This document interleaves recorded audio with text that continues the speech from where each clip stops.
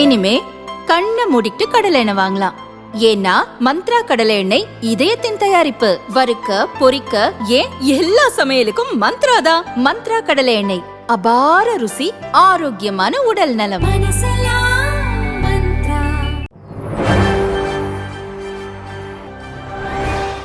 விவாகரத்து கேட்டு விஜய் மனைவி வழக்கு ஏப்ரல் 20 விசாரணை.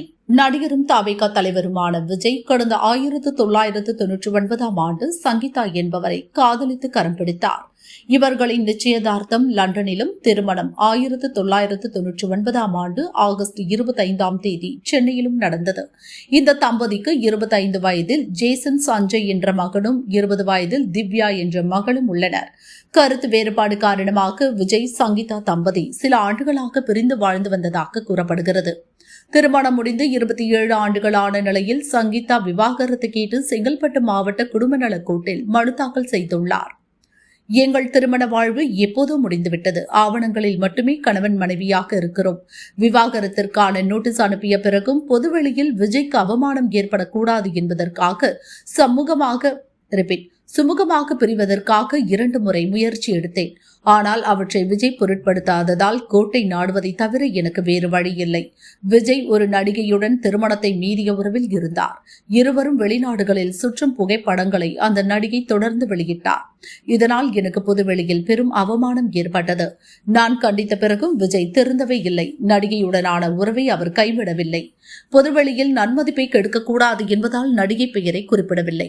தேவை ஏற்பட்டால் நடிகையை 2வது பிரதிவாதியாக குறிப்பிட்டு வழக்கு தொடர்வேன். சென்சிட்டிவான இந்த வழக்கை கோர்ட்டில் விசாரித்தால் சங்கடம் நேரிடும். நீதிபதியின் அறையில் விசாரிக்க வேண்டும். விஜயின் வருமானம், சமூக அந்தஸ்துக்கு ஏற்ற ஜீவனாம்சம் நிர்ணயிக்க வேண்டும் என்று விவாகரத்து மனுவில் சங்கீதா குறிப்பிட்டுள்ளார். இந்த வழக்கு ஏப்ரல் 20 விசாரணைக்கு வருகிறது. அன்று விஜய் நேரில் ஆஜராக நீதிபதி உத்தரவிட்டுள்ளார். மைண்ட் வாய்ஸ்னு நினைச்சு சத்தமா பேசிட்டாரு இபிஎஸ். பழனிசாமி லேபராக சேர்ந்திருக்கும் கூட்டணி கொள்கையில்லாத சந்தர்ப்பவாத கூட்டணி. அதை அவரே மக்களிடம் ஒப்புக்கொண்டிருக்கிறார் என்று கோவையில் நடந்த திமுக மாநாட்டில் முதல்வர் ஸ்டாலின் கூறினார். கொள்கையிலும் வெல்வோம் ஒன்றாக என்ற பொருளையும் சேர்த்துத்தான் அப்படி சொல்றேன். அண்மையில் எதிர்க்கட்சி தலைவர் திரு பழனிசாமி அவர்கள் என்ன பேசினார்னு பாத்தீங்களா? தேர்தலுக்காக தான் அவங்க கூட்டணியா அமைச்சிருக்காங்களாம். சர்க்கஸ் முடிஞ்சதை எப்படி கூடாரத்தை பிரிச்சு விடாங்களோ அதே மாதிரி தேர்தல் முடிஞ்சதோ இவங்க மறுபடியும் ஆளுக்கு ஒரு பக்கமாக பிரித்து தங்களுடைய நாடகத்தை கண்டினியூ பண்ணுவாங்க. இப்படிப்பட்ட என்டிஏ சர்க்கஸ் ரிங் மாஸ்டர் தான் பாஜக. அவங்க சொன்னபடி தமிழ்நாட்டு மக்கள் முன்னால் வித்தை காட்டுபவர் தான் பழனிசாமி. பழனிசாமி அவர்கள் தான் என்ன பேசணும், தான் என்ன பேசணும் தெரிஞ்சுதான் பேசுறாரு. எனக்கு புரியல. மாஜி அமைச்சர் வெல்லமண்டி நடராஜன் அதிமுகவில் மீண்டும் ஐக்கியம். திருச்சியை சேர்ந்தவர் வெல்லமண்டி நடராஜன். முன்னாள் முதலமைச்சர் ஜெயலலிதா, எடப்பாடி பழனிசாமி தலைமையிலான தமிழக அமைச்சரவையில் சுற்றுலாத்துறை அமைச்சராக பதவி வகித்தார். ஓபிஎஸ், இபிஎஸ் இடையே ஏற்பட்ட மனக்கசப்பால் அதிமுக 2 அணிகளாக பிரிந்தபோது வெல்லமண்டி நடராஜன் ஓபிஎஸ் பக்கம் நின்றார். பன்னீர்செல்வத்திற்கு ஆதரவாக செயல்பட்டதால் நடராஜனை அதிமுகவில் இருந்து நீக்கி பழனிசாமி நடவடிக்கை எடுத்தார். தொடர்ந்து ஓபிஎஸ் தலைமையிலான அதிமுக உரிமை மீட்பு குழுவில் நடராஜன் அங்கம் வகித்தார்.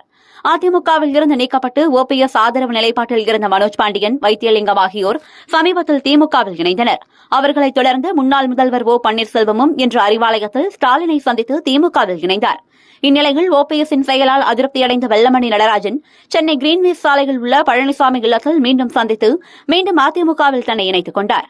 மீண்டும் அதிமுகவுக்கு வந்த நடராஜனை எடப்பாடி பழனிசாமி பூங்கொத்து கொடுத்து வரவேற்றார். மதுபான ஊழல் வழக்கில் கெஜ்ரிவால் விடுதலை, ஆதாரம் இல்லை என டில்லி கோர்ட் தீர்ப்பு. 2020 முதல் 2024 செப்டம்பர் வரை டெல்லி முதல்வராக ஆம் ஆத்மி கட்சி தலைவர் அரவிந்த் கெஜ்ரிவால் செயல்பட்டார். 2021 புதிய மதுபான கொள்கை நடைமுறைப்படுத்தப்பட்டது. தனியார் சிலருக்கு ஆதாயம் வரும் வகையில் அந்த கொள்கை வகுக்கப்பட்டதாகவும் அதனால் பல கோடி ரூபாய் அரசுக்கு வருவாய் இழப்பு ஏற்பட்டதாகவும் புகார்கள் எழுந்தன. அப்போது கவர்னராக இருந்த வினய்குமார் சக்சேனா சிபிஐ விசாரிக்க உத்தரவிட்டார். சிபிஐ அமைப்புடன் மற்றும் அமலாக்கத்துறை அதிகாரிகளும் சேர்ந்து விசாரித்து தனித்தனியாக வழக்குகள் பதிவு செய்தனர். முதல்வராக இருந்த கெஜ்ரிவால், துணை முதல்வராக இருந்த மணீஷ் சிசோடியா, தெலுங்கானா மாஜி முதல்வர் சந்திரசேகர ராவ் மகள் கவிதா உள்பட 23 பேர் இந்த வழக்கில் கைது செய்யப்பட்டனர். கெஜ்ரிவால் மற்றும் மணீஷ் சிசோடியா தங்கள் பதவிகளை இழந்தனர். மணீஷ் சிசோடியா சுமார் 3 ஆண்டுக்கு மேலாக சிறையில் இருந்து பின்னர் ஜாமீனில் வந்தார். கெஜ்ரிவால் சுமார் 150க்கும் அதிகமான நாட்களை சிறையில் கழித்து பின்னர் ஜாமீனில் வந்தார். 2025ஆம் ஆண்டு பிப்ரவரி மாதம் நடந்த டில்லி சட்டசபை தேர்தலில் ஆம் ஆத்மி கட்சி தோல்வியடைந்தது. பாரதிய ஜனதா வென்று ஆட்சி நடத்தி வருகிறது. ஊழலுக்கு எதிராக போராட்டம் நடத்தி நாடு முழுவதும் கவனத்தை ஈர்த்த கெஜ்ரிவால் மீதான ஊழல் புகார்கள் அவரது செல்வாக்கை சரியச் செய்தது. டில்லி ரோஸ் அவென்யூ சிறப்பு நீதிமன்றத்தில் இது தொடர்பான வழக்கு நடந்து முடிந்து இன்று தீர்ப்பளிக்கப்பட்டது. இதில் கெஜ்ரிவால், மணீஷ் சிசோடியா, கவிதா உள்ளிட்ட அனைவரும் விடுதலை செய்யப்பட்டனர். நீதிபதி ஜிதேந்திர சிங் அளித்த தீர்ப்பில் கூறியதாவது: இந்த வழக்கில் குற்றம் சாட்டப்பட்டவர்களுக்கு சதி அல்லது குற்ற எண்ணம் எதுவும் இல்லை. கெஜ்ரிவால் மீதான குற்றச்சாட்டுகளுக்கு உறுதியான ஆதாரங்கள் இல்லை. மணீஷ் சிசோடியாவின் பங்களிப்பில் எந்த குற்ற எண்ணமும் கிடையாது. குற்றப்பத்திரிகைகளில் பல முரண்கள் உள்ளன. அது சதி கோட்பாட்டின் அடிப்படையை தகர்க்கிறது. சிபிஐ விசாரணையில் குறைபாடுகள் உள்ளன. குற்றச்சாட்டுகளுக்கு அவர்கள் போதிய ஆதாரங்கள் தரவில்லை. அதனால் அனைவரையும் விடுதலை செய்கிறேன் என்று நீதிபதி ஜிதேந்திர சிங் கூறினார். இந்த தீர்ப்பு கெஜ்ரிவால் உள்பட ஆம் ஆத்மி கட்சியினர் அனைவருக்கும் மகிழ்ச்சியை ஏற்படுத்தியது.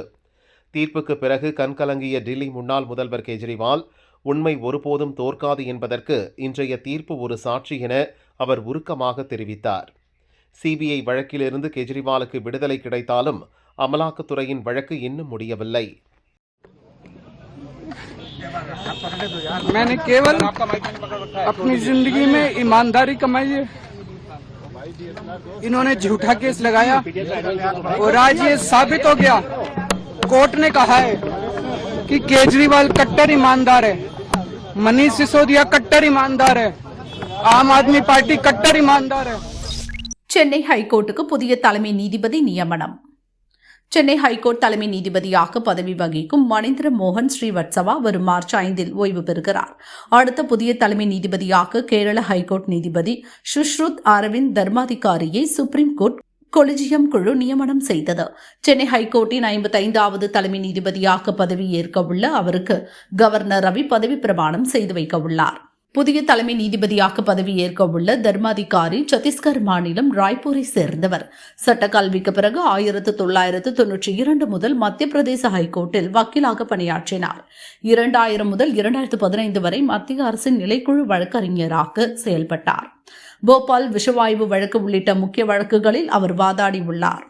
2016 மத்திய பிரதேச ஹைகோர்ட் கூடுதல் நீதிபதியாக நியமிக்கப்பட்ட தர்மாதிகாரி 2018 அதே நீதிமன்றத்தில் நிரந்தர நீதிபதியானார். கடந்த வருடம் ஏப்ரல் மாதம் கேரள ஹைகோர்ட்டுக்கு மாற்றப்பட்டார். தி கேரளா ஸ்டோரி படம் தொடர்பான வழக்கை விசாரித்த அமர்வில் இவர் இடம்பெற்றிருந்தார். சென்னை ஹைகோர்ட் தலைமை நீதிபதியாக பதவி உயர்வு பெற்றுள்ள தர்மாதிகாரி 2028 ஜூலையில் பணி ஓய்வு பெறவுள்ளார். கொல்கத்தாவில் நிலநடுக்கம், கட்டடங்கள் குலுங்கியதால் பகீர், மக்கள் அச்சம், வீதிகளில் தஞ்சம். மேற்கு வங்க மாநிலத்தின் தலைநகரான கொல்கத்தாவில் சக்தி வாய்ந்த நிலநடுக்கம் ஏற்பட்டது. ரிக்டர் அளவுகோலில் 5ஆக பதிவானதாக தேசிய நில அதிர்வு மையம் தெரிவித்தது. இன்று மதியம் 1:22 மணிக்கு ஏற்பட்ட இந்த நிலநடுக்கத்தால் நகரின் பல பகுதிகளில் உள்ள கட்டிடங்கள் குலுங்கின. மேஜைகளில் இருந்த பொருட்கள் உருண்டு விழுந்தன. மின் விசிறிகள் ஆடின. அதிர்ச்சியடைந்த மக்கள் அவசரமாக வீடுகள், அலுவலகங்களை விட்டு வெளியே ஓட்டம் பிடித்தனர். வீதிகளில் தஞ்சம் புகுந்தனர். இதனால் கொல்கத்தா நகரம் முழுவதும் பரபரப்புடன் காணப்பட்டது. இது குறித்து கொல்கத்தா இளம்பெண் ஒருவர் கூறியதாவது: நாங்கள் சோஃபாவில் அமர்ந்திருந்தோம். அப்போது திடீரென கட்டிடம் குலுங்கியது. கட்டிடத்தினுள் இருந்தால் ஆபத்து என கருதி உடனே வெளியே ஓடி வந்து விட்டோம். மற்றொரு பெண் கூறும்போது, எனது உடல் தடதடவென நடுங்குவதைப் போல உணர்ந்தேன். எனக்குத்தான் ஏதோ உடல்நல பிரச்சனை என நினைத்து பயந்தேன். அதன் பிறகுதான் நிலநடுக்கம் ஏற்பட்டது என்பதை உணர முடிந்தது என்றார். கொல்கத்தாவை தொடர்ந்து அண்டை மாவட்டங்களிலும் நிலநடுக்கத்தின் தாக்கம் உணரப்பட்டது. இதனால் மேற்குவங்க மாநில மக்களிடையே பெரும் பீதி ஏற்பட்டுள்ளது. மேற்கு வங்கத்துக்கு முன்னதாக வங்கதேசத்தில் இன்று மதியம் நிலநடுக்கம் ஏற்பட்டது. தலைநகர் டாக்காவில் ஏற்பட்ட நிலநடுக்கம் ரிக்டர் அளவுகோலில் 5.4 பதிவானது. இந்தியா வங்கதேச எல்லையாக மேற்குவங்க மாநிலம் அமைந்துள்ளது. வங்கதேசத்தில் ஏற்பட்ட நிலநடுக்கத்தின் அதிர்வு கொல்கத்தாவிலும் உணரப்பட்டிருக்கலாம் என நிபுணர்கள் தெரிவித்தனர். எந்தெந்த மாவட்டங்களில் மழை? வானிலை மையம் தந்த அப்டேட். தென்னிந்திய பகுதிகளின் மேல் ஒரு வளிமண்டல கீழடுக்கு சுழற்சி நிலவுகிறது. இதன் எதிரொலியாக இன்று தென் மாவட்டங்கள் மற்றும் மேற்கு தொடர்ச்சி மலை மாவட்டங்கள் மற்றும் அதனையொட்டிய மாவட்டங்களில் ஓரிரு இடங்களில் இடி மின்னலுடன் கூடிய மழை பெய்யக்கூடும் என சென்னை வானிலை ஆய்வு மையம் எச்சரித்துள்ளது. நாளை முதல் மார்ச் 5ஆம் தேதி வரை மேற்கு தொடர்ச்சி மலை மாவட்டங்களில் ஓரிரு இடங்களில் லேசான மழை பெய்யக்கூடும். இன்று பிற்பகல் 1 மணி நிலவரப்படி தென்காசி மாவட்டம் ஆயிக்குடியில் 7 சென்டிமீட்டர், குண்டார் அணை பகுதியில் 4 சென்டிமீட்டர் மழை பதிவானது. கோவை மாவட்டம் வால்பாறையில் 4 சென்டிமீட்டர் மழை பெய்துள்ளது. தலிபான்களுடன் போர் நீடித்தால் பாகிஸ்தான் கதை முடிந்துவிடும். ராணுவ பலம் யாருக்கு? வெளியான ரிப்போர்ட். நம் பக்கத்து நாடுகளான பாகிஸ்தான், ஆப்கானிஸ்தான் இடையே பயங்கர போர் வெடித்திருப்பது புதிய பதற்றத்தை ஏற்படுத்தியுள்ளது. தலிபான் மாடல் ஆட்சியை பாகிஸ்தானில் நிறுவுவோம் என டிடிபி எனப்படும் ஹெத்ரிக்-இ-தாலிபான் பாகிஸ்தான் கிளர்ச்சி படையும், பாகிஸ்தானில் இருந்து பலுசிஸ்தான் மாகாணத்தை தனி நாடாக பிரித்து தர வேண்டும் என்று கேட்டு பலூச் விடுதலை ராணுவம் என்ற கிளர்ச்சி படையும் தனித்தனியாக ஆயுதம் ஏந்தி பாகிஸ்தான் அரசுக்கு எதிராக போராடி வருகின்றன. 2 அமைப்புகளுமே ஆப்கன், பாகிஸ்தான் எல்லைகள் பதுங்கியிருந்து கொடிய தாக்குதல்களை நடத்தி வருகின்றன. சில வாரங்களாக பாகிஸ்தான் ராணுவ வாகனங்களுக்கு குண்டு வைப்பது, மசூதிகளுக்கு குண்டு வைப்பது என இந்த கிளர்ச்சி படையினர் தொடர் தாக்குதல்களை நடத்தினர். அடுத்தடுத்து நடந்த தற்கொலைப்படை தாக்குதலில் 70க்கும் மேற்பட்டோர் கொல்லப்பட்டனர். 250க்கும் மேற்பட்டோர் காயமடைந்தனர். இரு கிளர்ச்சி படைக்கும் ஆப்கானை ஆட்சி செய்யும் தலிபான்கள்தான் ஆதரவு மற்றும் அடைக்கலம் கொடுப்பதாக பாகிஸ்தான் குற்றம் சுமத்தி வருகிறது.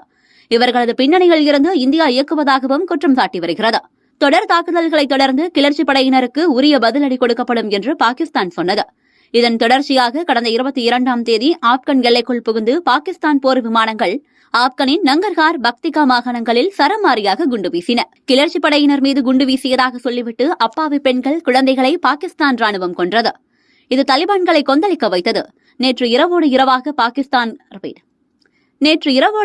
இதற்கு பாகிஸ்தானை பழி தீர்த்தது. பாகிஸ்தான் எல்லைக்குள் புகுந்த ஆப்கன் ராணுவம் சரமாரியாக குண்டுவீச்சு மற்றும் துப்பாக்கிச்சூடு நடத்தியது. பாகிஸ்தானின் 19 ராணுவ நிலைகளை ஆப்கன் வீரர்கள் கைப்பற்றினர். தாக்குதலில் 55 பாகிஸ்தான் வீரர்களை கொன்றனர். பலரை உயிருடன் பிடித்து சென்றனர். ஒரு போர் விமானத்தையும் சுட்டு வீழ்த்தினர். இந்த தாக்குதலில் 8 வீரர்களையும் தலிபான்கள் இழந்தனர். சிறிது நேரத்தில் பாகிஸ்தான் பதிலடி கொடுத்தது. போர் விமானங்கள் மூலம் ஏவுகணை மற்றும் ராக்கெட் குண்டுகளை வீசி தாக்கியது. தரைவழி தாக்குதலும் நடந்தது. இதில் 133 தலிபான்களை கொன்று 27 நிலைகளை கைப்பற்றியதாக பாகிஸ்தான் சொன்னது. அதே நேரம் இதில் உண்மை இல்லை என்று தலிபான் அரசாங்கம் மறுப்பு கூறியுள்ளது. இதற்கிடையே ஆப்கனுக்கு எதிராக முழுநீர போர் துவங்கிவிட்டதாக பாகிஸ்தான் அமைச்சர் கவாஜா ஆசிப் கூறியிருப்பது பதற்றத்தை இன்னும் எகிர வைத்துள்ளது. ஒருவேளை இரு நாடுகளும் தீவிர போரில் குதித்தால் வெற்றி யாருக்கு கிடைக்கும்?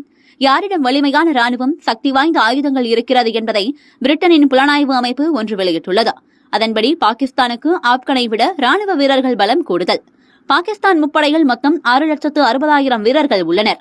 இதில் ராணுவத்தில் 5,60,000 வீரர்கள், விமானப்படையில் 70,000 பேர், கடற்படைகள் 30,000 வீரர்கள் இருக்கின்றனர். ஆனால் ஆப்கனில் மொத்தம் 1,72,000 வீரர்கள் மட்டுமே இருக்கின்றனர்.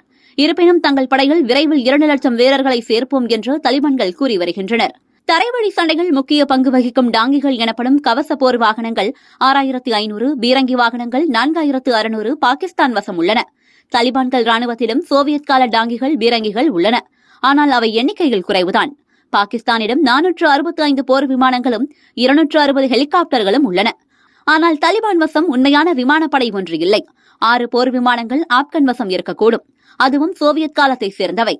இப்போது அவற்றால் பறக்க முடியுமா என்று கூட தெரியவில்லை. பாகிஸ்தானிடம் 170 போர் விமானங்கள் இருக்கின்றன. 4 பக்கமும் நிலத்தால் சூழப்பட்ட ஆப்கனில் அதற்கான தேவையே இல்லாமல் போய்விட்டது. எல்லாவற்றுக்கும் மேல் பாகிஸ்தான் ஒரு அணு ஆயுத நாடு. முஸ்லிம் நாடுகளுக்கிடையே பாகிஸ்தானிடம் மட்டும்தான் அணு ஆயுதம் இருக்கிறது. தலிபான்களிடம் அணு ஆயுதம் கிடையாது. மொத்தத்தில் ஆப்கனை விட பாகிஸ்தான் ராணுவம் சக்தி வாய்ந்ததுதான். சீனாவின் தயவால் நவீன ஆயுதங்களை வைத்திருக்கிறது. இருப்பினும் பாகிஸ்தானில் இப்போது கடும் பொருளாதார நெருக்கடி நிலவுகிறது. ஏற்கனவே ஆபரேஷன் சிந்தூரில் இந்தியாவிடம் மரண அடி வாங்கியது. பல போர் விமானங்களை இழந்தது. 11 முக்கிய விமானப்படை தளங்கள் சுக்குநூறாக சிதறடிக்கப்பட்டன. இந்தியாவுடன் சண்டை செய்து ஏராளமான ஏவுகணைகள், ட்ரோன்கள், குண்டுகளை பாகிஸ்தான் காலி செய்துவிட்டது. மீண்டும் இந்தியாவை சீண்டி வருகிறது. எந்த நேரமும் ஆபரேஷன் சிந்தூர் 2.0 வரக்கூடும். அப்படி வந்தால் இந்தியாவை திருப்பித்தான் அழிக்க முடியாது. குறைந்தபட்சம் இந்தியாவின் தாக்குதல்களை சமாளிக்கவாவது பாகிஸ்தானுக்கு ஆயுதங்கள் தேவைப்படும். எனவேதான் ஆப்கானுக்கு எதிரான போரில் பாகிஸ்தான் வலுவாக இருந்தாலும் இந்த போரை தொடர்ந்தால் எழ முடியாத அடி பாகிஸ்தானுக்கு சேர்ந்தே விழும் என்கின்றனர் சர்வதேச நிபுணர்கள்.